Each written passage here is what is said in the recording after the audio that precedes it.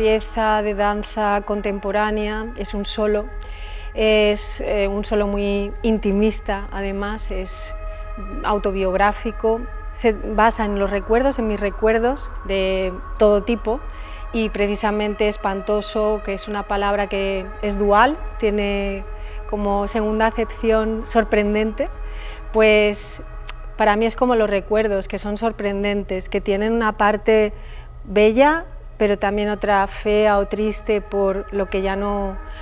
está. También otros son feos, son recuerdos desagradables, hay otros que son tristes, melancólicos. Esto es espantoso.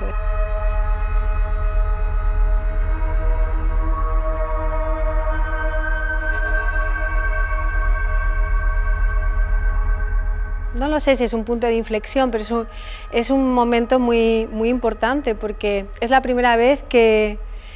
afronto sola el escenario, una pieza de larga duración, yo completamente sola, sin mi compañía. Tengo ya una edad, tengo 50 años y afronto esto con una edad, una madurez que pues evidentemente no tenía, y me parece súper interesante abordar mi cuerpo desde otros lugares, sin intentar demostrar, sin intentar buscar algo que quede bonito, sino que sea sincero.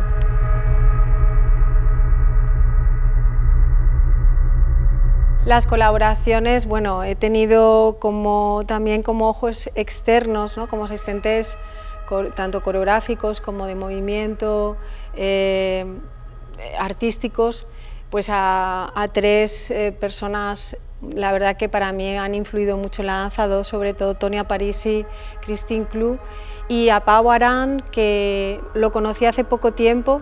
pero nos vinculaban muchas cosas, y aunque a distancia también ha estado asesorándome y haciéndome asistencia corporal. Y bueno, luego la puesta en escena ha sido la verdad que un lujo con Florín,